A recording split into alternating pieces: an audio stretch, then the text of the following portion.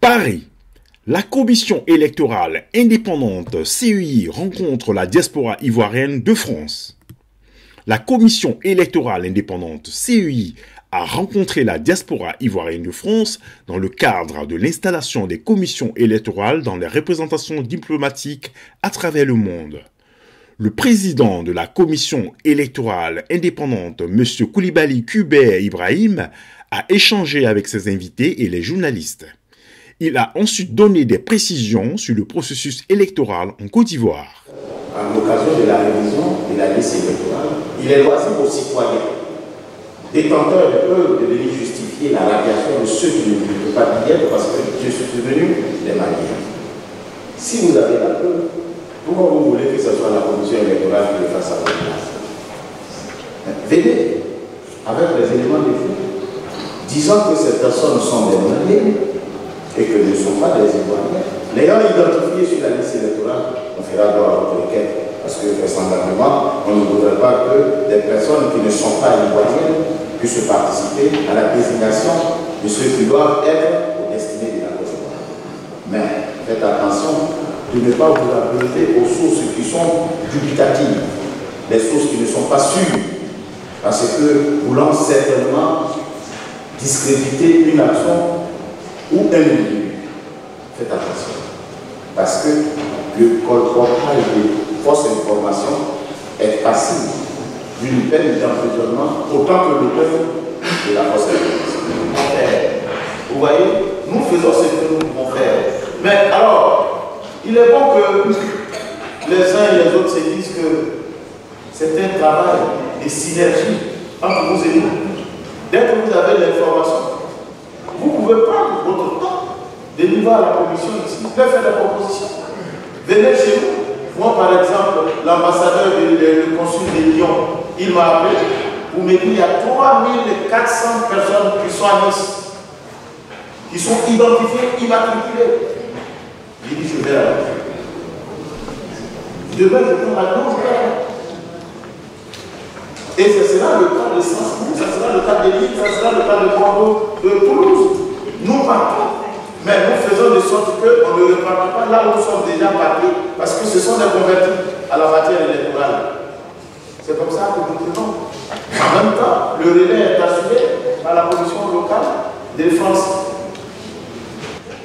C'est ça.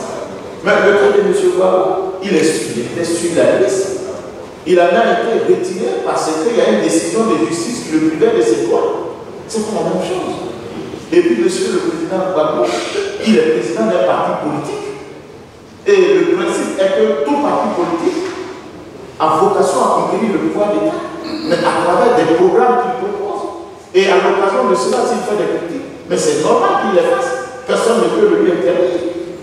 Ne faisons pas d'amalgame. Je n'ai jamais dit ça. Il peut critiquer parce qu'il est président. Il a été déchu. Nous ne sommes pas une juridiction suprême pour statuer sur sa décision. Mais il est déchu de ses droits. C'est pour cette raison que nous on l'a enlevé. Le jour qu'il aura ses droits, il pourra venir. Mais il ne peut pas être dans le cas de quelqu'un qui, bien que sachant qu'il est important de venir s'inscrire sur la liste électorale, ne le fait pas et qui s'autorise à critiquer. Il dit, mais quand tu veux critiquer, ça veut dire que tu veux changer. Or, la meilleure façon de changer, c'est de s'inscrire sur la liste électorale et de faire voter celui que vous souhaitez voir au pouvoir. Si vous ne le faites pas, c'est que vous renoncez à votre droit de critique. C'est un questionnement. Donc, il ne faut pas faire la confusion. Et ce n'est pas un amalgame qui est bienvenu. On n'a jamais dit ça, ça serait un recul. On n'a jamais dit ça. C'est la loi qui dit que quand vous êtes privé de votre droit, vous ne pouvez plus être sur la liste électorale. Maintenant, la commission électorale obéit à deux normes, la loi et les accords politiques. S'il vient aux politiques de s'accorder sur certains principes permettant à des personnes, bien que conformément à la loi, n'étant pas,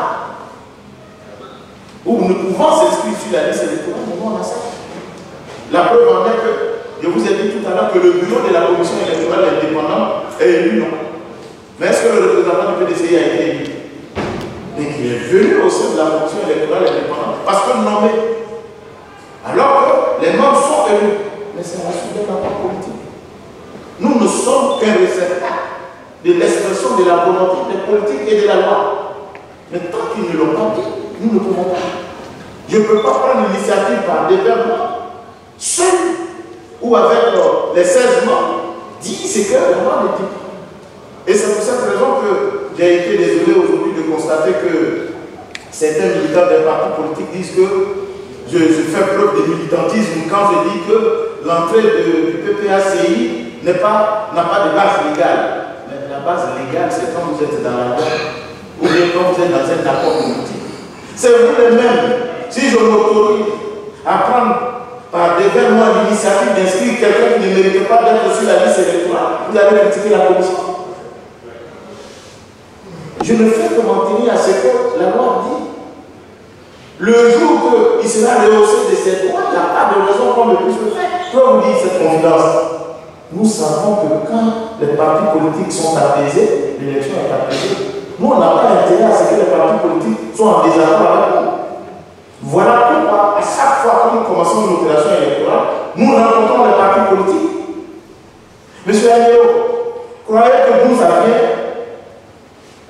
la production de récépissés, mais c'est l'initiative de la commission électorale indépendante. Nous avons approché les partis politiques qui nous ont dit, fort de ce que les militants n'ont pas de papier, on propose qu'on puisse recourir au récépissé de l'ONESI ou à l'attestation d'identité. C'est nous qui l'avons fait. Et quand on l'a fait, on a mis dans notre loi. Et c'est comme ça qu'on fait. Pour recevoir les gens, on inscrit les gens sur la liste électorale. Voilà des initiatives heureuses que nous prenons, rien que pour détendre l'atmosphère. Il vous souvient qu'à un moment donné, il n'était même pas bien d'approcher la commission électorale indépendante. Parce qu'il y a des gens qui ne voulaient pas y être. Parce que tout temps de notre crédibilité. Mais je suis même parti me mettre sous l'égide des Nations Unies au PNUD. Toutes les réunions se tenaient au PNUD. Vous leur accordez le crédit. Comme vous ne voulez pas venir chez nous, nous, on va venir ici. Et tous les partis politiques sont venus et nous avons organisé les élections. Et pour aller plus loin, nous devons, le 19 septembre passé, renouveler le bureau de la commission centrale. Mais parce que le PPACI n'est pas là, j'ai demandé, et elle est témoin, à ce qu'on revoie les élections en attendant que le PPACI vienne au niveau du bureau. Mais c'est quand même des actions que nous posons. C'est autant d'actions que nous posons pour que les choses se passent. Mais en même temps, hier par exemple, à 6 h du matin, le ministre de l'Intérieur m'appelle et me dit il faut que tu fasses des observations sur la loi portant l'entrée du PPACI. Parce que nous avons fait des observations la nuit. Rapidement, nous avons fait des observations. Et puis nous avons appris parce que nous souhaitons que tous les partis politiques soient représentés au sein de la commission électorale indépendante. Voilà les actions que nous posons dans le sens de la paix. Nous n'avons pas intérêt à contrarier quelqu'un. Quand je dis que ça n'a pas de base, c'est une façon d'inciter les uns et les autres à avoir une base. Mais la commission électorale a le dos tellement large, quand celui qui fait les élections n'a pas le courage d'aller se confesser devant ses électeurs, on dit cette fois-ci n'a pas marché, c'est la commission électorale qui m'a empêché d'être élu. Il y a même un candidat qui a osé dire que c'est nous qui avons déposé son dossier à la commission électorale. Comment on fait pour faire un casier judiciaire? Comment on fait pour faire un certificat de nationalité? Il est venu déposer. Comme il n'était pas aveugle, il n'a pas été choisi par son parti politique. Et certainement, étant gêné aux inconnus, alors il jette la matin sur la commission électorale indépendante. Mais nous acceptons. Parce que quand vous êtes pour la paix, vous avalez beaucoup de couleurs. Et nous sommes prêts à les avaler jusqu'à ce que notre ventre ne puisse plus supporter des couleurs. Voilà. Donc, M. Aguero, vous dites la crise de confiance. Oh, vous savez, les politiques ont confiance en nous. C'est vous qui croyez qu'ils n'ont pas confiance en nous. Ils ont tous confiance en nous. S'ils n'avaient pas confiance en nous, ils ne viendraient pas participer à des élections. Ils viennent aux élections. Ils deviennent députés. La commission n'a pas changé. La liste électorale n'a pas changé. La même liste aujourd'hui qui conteste là, c'est cette même liste qui les a vus être élu député, être élu sénateur. En réalité, c'est souvent pour se donner un peu du coffre qu'on jette l'anathème sur la commission électorale indépendante. Mais nous, nous acceptons, parce que c'est aussi ça, le rôle d'œuvrer pour la paix et la cohésion. On accepte. Mais tout n'est pas vrai. Il faut nous faire confiance. On fera tout pour que les choses se passent conformément à la volonté du peuple. Mais pour cela, approchez-nous. Pour rester dehors. On dit oui, mais comment M. Cuvier, vous avez été nommé. Je parle depuis que je suis arrivé, je n'ai pas été nommé délégué élu. J'ai même l'impression qu'on ne m'écoute pas. Voilà. Donc vraiment, il ne faut pas dire de nous, on n'a jamais dit que M. Gbagbo n'a pas droit à la critique. Je ne l'ai jamais dit. Tout le monde a droit à la critique. Mais je dis, vous vous excluez légitimement de la critique quand vous ne venez pas. Parce que la critique sert à quoi? C'est au changement. Mais la meilleure façon de changer, c'est de participer au changement en votant. Mais vous ne venez pas vous inscrire, vous ne pouvez pas voter. Donc vous vous excluez de la critique. C'est ce que je dis. Alors, je suis Clément Seyi, je suis président de Désir de paix et d'avenir en Côte d'Ivoire, une ONG qui milite pour la paix et la cohésion sociale en Côte d'Ivoire. Le chantier que nous explorons en ce moment, c'est celui de la culture électorale. Ma présence ici aujourd'hui à cet événement est tout à fait une logique, car nous militons pour la paix et la cohésion. Nous militons pour la culture électorale. Alors, on dit la démocratie, c'est le pouvoir du peuple par le peuple et pour le peuple. Mais pour avoir ce pouvoir-là, il faut effectivement que le peuple qui est au centre de ses affaires, le peuple doit être le maître du jeu démocratique. Et pour être le maître du jeu démocratique, il faut une carte d'électeur. Donc c'est notre carte d'électeur qui fera de nous demain le maître du jeu démocratique. C'est notre carte d'électeur qui fera de nous même l'employé du président de la République. Car c'est de ça qu'il s'agit. Donc le message donné par le président de la CEI est un message qui est très bienvenu. Nous nous accordons vraiment là-dessus. Et puis il faut louer son courage. Vous savez, le président de la CEI, c'est pas que lui seul. À ce poste-là déjà, on le prête toujours des intentions d'être en accord avec le pouvoir. Mais vous savez, hein, celui qui occupe ce poste, toujours il y a des accointances. On trouve toujours des accointances religieuses, des accointances estudiantines, des accointances de régions, d'ethnie. Et donc ça fait que on n'arrive pas à faire confiance. Mais Ivoiriens, Ivoiriennes, apprenons à nous faire confiance, car personne ne viendra d'ailleurs pour diriger notre CEI. C'est toujours entre nous. Et toujours entre nous, nous allons toujours avoir ce genre d'acquaintance. Donc faisons-nous confiance pour que demain, il n'y ait plus ce genre de problème, pour que nous ayons des élections avec 0 mort. C'est Nathalie Foudou, secrétaire générale du TPLP, Tout par le peuple, un mouvement de la société civile qui travaille sur l'instruction générale, la communication d'intérêt général. Et nous, c'est instruire le peuple dans ses droits. Justement, l'exercice de M. Kubert rentre dans notre entendement parce que justement, il est venu nous informer de ce que c'est que la commission électorale, comment c'est composé, quelles sont ses prérogatives et à quoi ça sert exactement. Ça, c'est très important. Il faut communiquer sur les institutions qui composent notre pays pour que le peuple s'en imprègne, pour savoir qu'est-ce que c'est. Parce que les gens, ils boudent les élections en Côte d'Ivoire. Il faut se faire enrôler justement pour aller voter, exprimer sa voix. Il faut qu'on soit les acteurs de notre pays. Il faut qu'on choisisse. Alors, il faut utiliser les outils qui sont mis à notre disposition pour exprimer notre voix. Alors, pour ce faire, monsieur le président de la commission électorale nous a distribué ces brochures où il y a tout ce qu'il faut sur la commission électorale, sa composition, les articles, comment ça fonctionne. Alors, j'espère qu'ici, on les a, nous, mais est-ce qu'en Côte d'Ivoire, nos parents ont ça? Il faut qu'ils communiquent vraiment sur leur institution parce que c'est boudé, parce que ça crée beaucoup de problèmes. Alors, il faut la confiance pour que la Côte d'Ivoire retrouve la paix. Je vous remercie. Alors, moi, c'est Cléopâtre Ouattara. Je suis une blogueuse ivoirienne. Donc, j'ai appris que la CEI allait être là aujourd'hui. Donc, tout naturellement, je suis venue pour comprendre,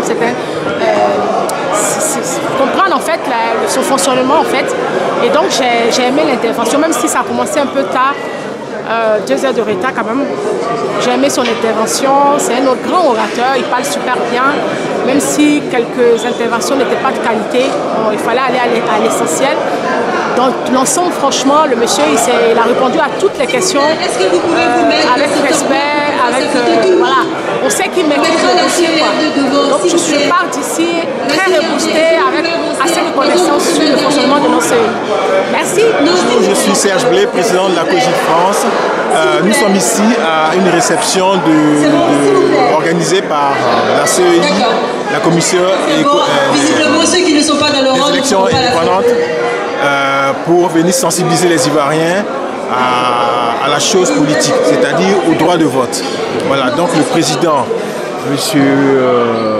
Couibert, a sensibilisé les Ivoiriens, a vraiment appelé les Ivoiriens à se faire recenser pour avoir le carte d'électeur. Il a aussi sensibilisé les Ivoiriens au fait que une élection apaisée vaut mieux qu'une élection avec des morts et tout ça.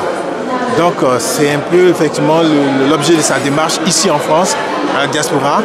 Il y a un comité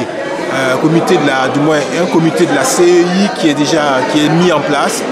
Et ce comité-là va travailler effectivement à permettre aux Ivoiriens de se faire enrôler. Donc il y a eu beaucoup de questions qui ont été posées, mais au fil du temps, on verra effectivement les formalités qui vont arriver.